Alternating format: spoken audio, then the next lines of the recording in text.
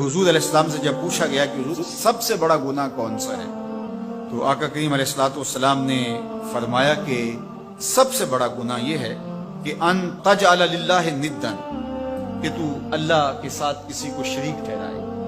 وہو خالقک، حالانکہ اس نے تجھے پیدا کیا،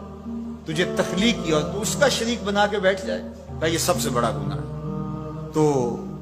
راوی نے عرض کی قلت ثم ایو، حضور پھر اس کے بعد؟ تو آقا کریم نے فرمایا ثم ان تقتل ولدک خشیۃ ان یطعم معک، تو بچے کو اس لیے قتل کر دے کہ یہ کس طرح میں اس کو پال سکوں گا، بچے کو ضائع کر دینا، اس کو قتل کر دینا۔ اللہ فرماتا ہے نحن نرزقکم وایاہم، ہم تمہیں بھی رزق دیتے ہیں، ان کو بھی دیں گے۔ تیسری بات حضور نے فرمایا ان تزانی بحلیلۃ جارک، آپ ہمسائے کی بیوی کے ساتھ بدکاری کریں، تو یہ بڑے گناہوں میں سے۔ ہمسایہ ماں جائے کی طرح ہوتا ہے، اس کی دیوار سانجھی ہوتی ہے، اس کی عزت سانجھی ہوتی ہے، اور اگر کوئی شخص طاق میں رہے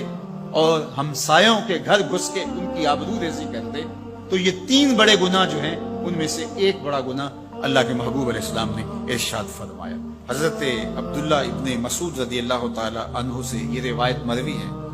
کہ لا احد اغیر من اللہ عز وجل، اللہ سے زیادہ کوئی غیرت مند نہیں، اللہ سب سے زیادہ غیرت مند، اور اس کی غیرت کا تقاضا یہ ہے وَلِذَالِكَ حَرَّمَ الْفَوَاحِشَ مَا ظَهَرَ مِنْهَا وَمَا بَطَنَ، کہ اس نے بے حیائی کو چاہے وہ پوشیدہ طور پہ کی جائے یا اعلانیہ طور پہ کی جائے، اس کو پسند نہیں کیا، اور اس سے اس نے منع کر دیا، لوگوں کو روک دیا، حرام قرار دے دیا، اس لیے کہ وہ خود غیرت مند ہے۔ غیرت مند مالک غیرت کا سبق دیتا ہے اپنی مخلوق کو۔ اللہ تعالیٰ قرآن مجید نے ارشاد فرمایا وَلَا تَقْرَبُوا الْفَوَاحِشَ مَا ظَهَرَ مِنْهَا وَمَا بَطَنَ، فحش کام کے قریب نہ جانا، وہ اعلانیہ طور پہ کرو یا وہ مخفی طور پہ کرو۔ تو مفسرین نے لکھا کہ جو بدکاری ہے وہ مخفی فحش ہے، اور شراب نوشی یہ اعلانیہ فحش ہے۔ شراب نوش جو ہے وہ چھپ نہیں سکتا، بدکار بعض اوقات ایک مدت کے لیے چھپ جاتا ہے، لیکن یہ بات ذہن میں رکھیے کہ جو بدکار ہے وہ دنیا کے اوپر رسوا ضرور ہوتا ہے، اس کے چہرے کا نور چھین لیا جاتا ہے، اور اس کے اوپر مصیبتیں مسلط کر دی جاتی ہیں، اور اللہ کے قہر و غضب کا شکار ہوتا ہے، اس کی دعائیں قبول نہیں ہوتی، نیک لوگوں کی دعاؤں سے اس کا حصہ نکال لیا جاتا ہے، لیکن بہرحال ایک مدت کے لیے چھپ جاتا ہے۔ لیکن شرابی اپنے جرم کو نہیں چھپا پاتا، تو کہا کہ جو مخفی جرم ہے وہ بدکاری ہے، اور جو ارشاد فرمایا قرآن نے کہ جو ظاہر جرم ہے اس سے مراد جو ہے وہ الخمر ہے، شراب ہے،